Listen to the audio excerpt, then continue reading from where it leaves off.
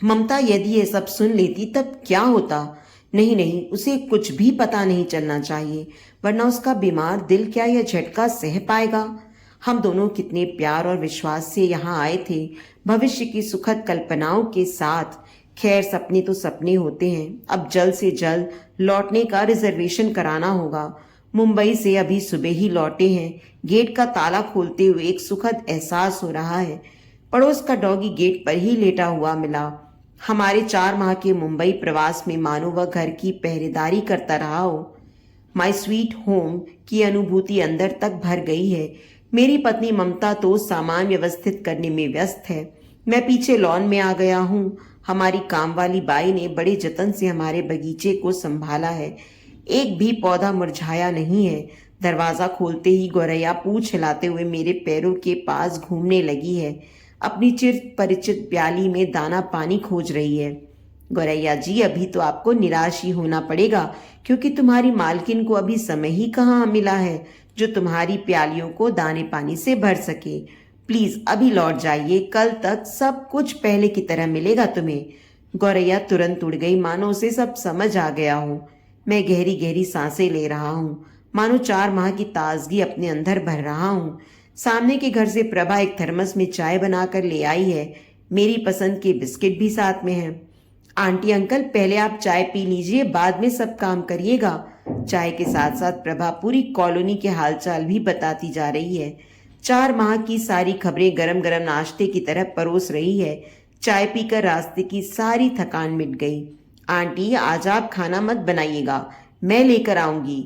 हाँ, आशु को भेजकर आपकी मेहरी को बुलवा देती हूँ, वह आपकी सहायता करेगी। आप तब तक फ्रेश हो जाइए, मैं नाश्ता ले आती हूँ। प्रभा के प्यार से अभी हम अभिभूत ही थे कि पड़ोस से मंजू नाश्ते एवं खाने का निमंत्रण लेकर आ गई। बड़े प्यार एवं सम्मान से उसने हमारा अभिवादन किया। पूरी लेन वालों ने हमें बहुत मिस किया, यह बात तो बिना बताए ही हमें स्पष्ट समझ आ रही थी। हमारे पड़ोसी हमें अपनों से भी अधिक प्यार करते हैं। एक एक करके सभी मिलने आए। लंच एवं डिनर के इतने निमंत्रण मिले कि ममता यदि 4 दिन भी गैस न जलाए तो चलेगा। सबने आपस में तय कर लिया है कि किस दिन किसके घर जाना है। चलो, इतने दिन में तो ममता सब व्यवस्थित कर ही लेगी, मैं सोचने लगा। वह भी तो अब बूढ़ी हो चली है। अब यही जो परिवार बन गया है हमारा। कल बाजार जाकर सब सामान लाना है, हर चीज नए सिरे से जोड़नी होगी। वहां से आते समय चिंता लगी थी, क्योंकि अब उम्र के साथ हिम्मत कम हो रही है। लेकिन यहाँ तो हमारी हिम्मत बनकर हमारे पड़ोसी खड़े मिले हैं। सबका प्यार देखकर बहुत अच्छा लग रहा है। मुंबई के कल्चर से अभी हमारा शहर अछूता है। यहाँ अभी भी भाईचारा बना हुआ है, बिल्कुल मोहल्ले वाला। 4 दिन पंख लगाकर उड़ गए। ममता और मैं सबके प्यार में डूबे रहे। अब धरातल पर आना चाहिए। 5वें दिन ममता ने नाश्ता खाना बनाया। दिनचर्या नियमित हो गई। गौरैया नित्य दाना पानी लेकर आने लगी। कुछ दिन से ममता के चेहरे पर थकान देखकर मेरा मन व्यथित होने लगा है। जब से उसके हार्ट में प्रॉब्लम हुई है, बहुत जल्दी थक जाती है। अब उसे भी आराम की आवश्यकता है। मैं सब देख समझ रहा हूँ, परंतु उसकी सहायता कैसे करूँ ये समझ नहीं आ रहा है। मैं भी तो बूढ़ा हो रहा हूँ। मुंबई कितनी आशा लेकर गए थे। आनंद का बार बार बुलाना, पापा अब आप हमारे पास आकर रहिए, आप आएंगे तो मैं बड़ा घर ले लूंगा। इन्हीं आश्वासनों के भरोसे सोचा चलकर देखते हैं। वहां मन लग गया तो शेष जीवन आनंद के पास ही गुजार देंगे। अब कहीं न कहीं तो सेटल होना ही है। वहां रहेंगे तो उन्हें हमारी आदत पड़ जाएगी। हम भी अपना घर, अपना शहर भूलकर बच्चों में रम जाएंगे। पर कहाँ, वहां भी जल्दी मोह भंग हो गया। आनंद एवं प्रिया का दफ्तर चले जाना, बच्चों का स्कूल तो था ही, हम दोनों को वहां भी अकेला अकेला लगता। ममता का काम और भी बढ़ गया। बच्चों के जाने पर सब समेटना, नाश्ता खाना बनाना, प्रिया के लौटने से पहले रात के खाने की तैयारी करना, इस तरह 6 आदमियों का काम। रात होते होते ममता थककर चूर हो जाती। नौकरानी तो समय पर आती चली जाती। वह अपने से कुछ भी ना कहे, पर मैं उसका सूखा चेहरा देखकर व्याकुल हो जाता। हाँ, प्रिया ममता के कारण काफी रिलैक्स लगती। अब वह जब तब अपने काम ममता को सौंपने लगी। मैं सोचता, इस तरह कितने दिन चलेगा। ममता तो कुछ कहेगी नहीं। अगर वह काम के बोझ के कारण अधिक बीमार हो गई तब। अभी इसी उधेड़बुन में था कि मुझे लगने लगा कि बच्चे हमसे कुछ खींचे खींचे से रहने लगे हैं। पहले किसी प्रफुल्लता उनके चेहरे से गायब होने लगी है। मिनी एवं राहुल भी अब पहले की तरह स्कूल से आकर दादी बाबा करके लिपटते चिपटते नहीं हैं। क्या हो गया है इन्हें? कहीं हम बोझ तो नहीं बन रहे? यद्यपि प्रत्यक्ष तो कोई कुछ भी नहीं कहता, परंतु कुछ बातें कहने से ज्यादा समझी जाती हैं। यही मैं अनुभव कर रहा था। जल्द ही बच्चों की उदासीनता का कारण पता चल गया। एक दिन आनंद को फोन पर बात करते मैंने सुना, यार तू ठीक कहता है, कितने दिन से हम सब इकट्ठे नहीं हुए। जब से मम्मी पापा आए तब से कहाँ मिल सके। मेरा और प्रिया का मन भी बहुत करता है कि पहले की तरह घूमे फिरें, छुट्टी के दिन पीने पिलाने का प्रोग्राम बने, परंतु इनके रहते नहीं लगता कि पहले वाले दिन लौट कर आएंगे।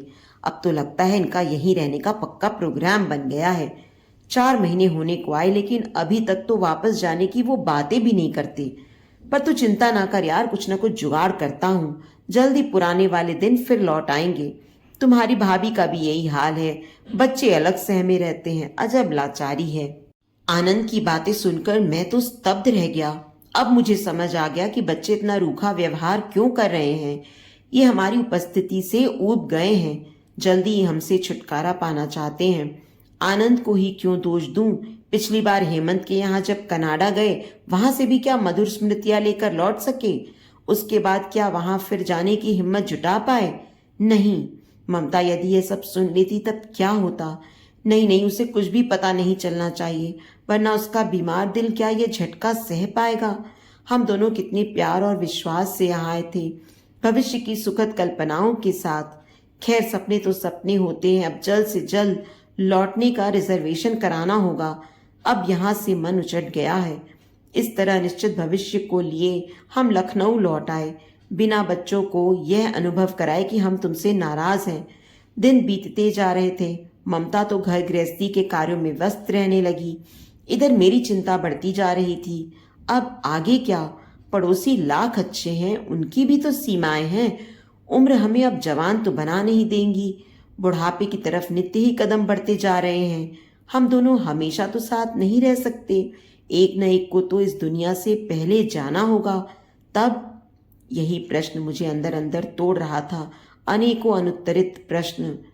एक दिन बरसों बाद मेरे बचपन के साथी आलोक का फोन आया कि वह एक शादी में पत्नी सहित लखनऊ आ रहा है। वह हमारे पास ही रुकना चाहता है। ये सुनकर मेरा मन प्रसन्नता से भर गया। ममता भी बहुत प्रसन्न हुई। हम दोनों ही उनके स्वागत की तैयारियों में लग गए। आलोक मेरे बचपन का दोस्त, मेरा लंगोटिया यार। गलियों में गिल्ली डंडा खेलना, पतंग उड़ाना, साथ साथ पढ़ना, एक दूसरे के घर में खाना खाना हमारा नित्य का काम था। अब तो बरसों हो गए उससे मिले। उसे रिटायर हुए भी कई वर्ष बीत गए हैं। उसे लेने हम दोनों स्टेशन गए। 4 दिन का उसका लखनऊ प्रवास बहुत ही व्यस्त रहा। खूब बातें हुई, एक दूसरे से निजी बातें भी शेयर की। उसकी इकलौती जवान बेटी का निधन जब कार दुर्घटना में हो गया, उस समय वे दोनों ही एकदम टूटकर बिखर गए थे।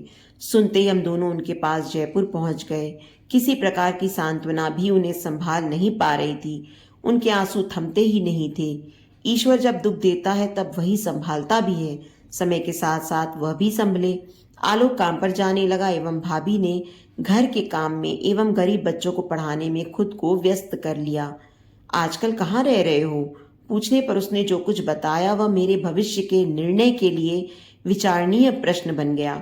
उसने बताया कि मैंने जयपुर वाला घर बेचकर जामनगर के एक वृद्धाश्रम में घर खरीद लिया है।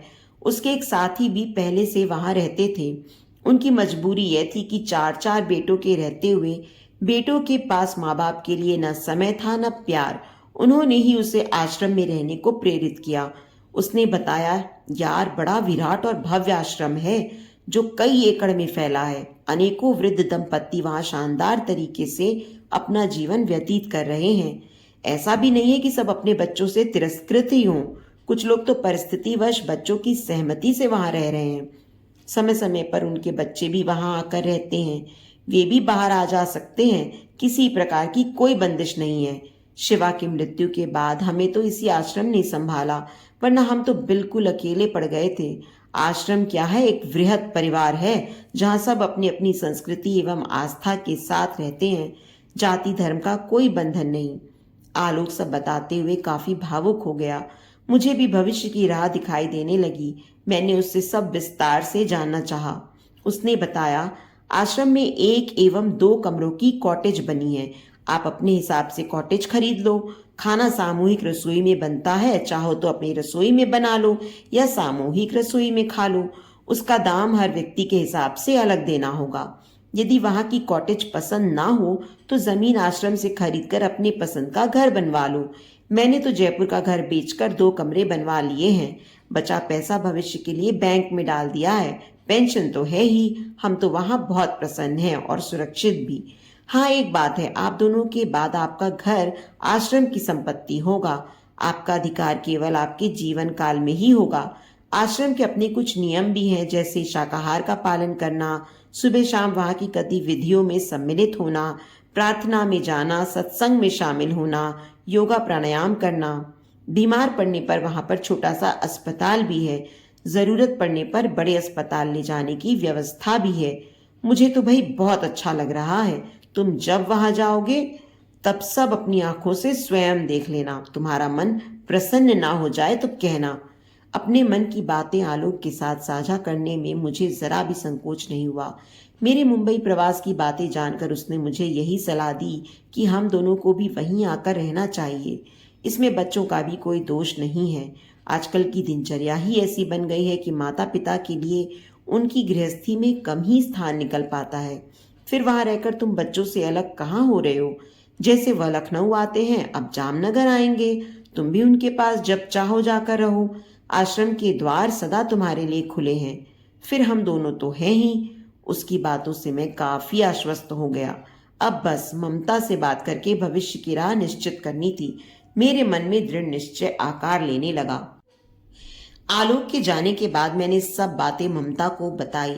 इसी संदर्भ में मुझे मुंबई में घटी घटना से भी उसे अवगत कराना पड़ा।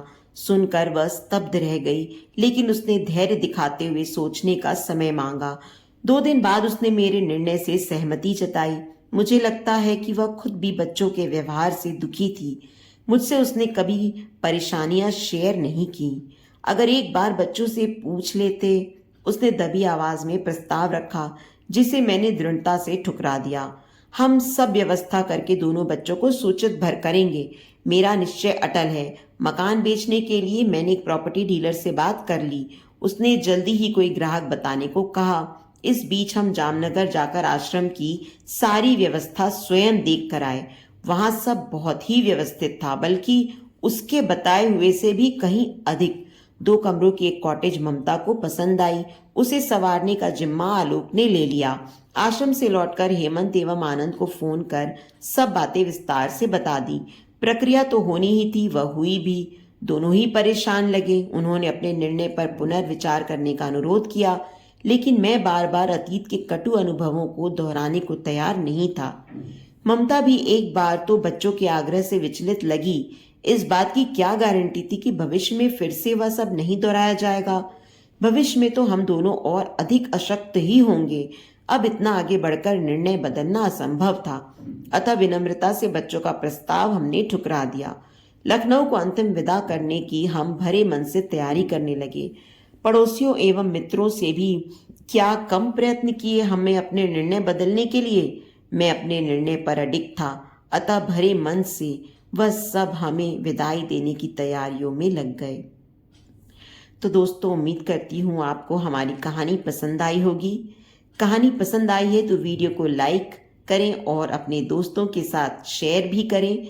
चैनल पर नए हैं तो चैनल को सब्सक्राइब करें और हाँ, नोटिफिकेशन बेल को ज़रूर दबाएं ताकि अगली अपडेट सबसे पहले आपको मिले।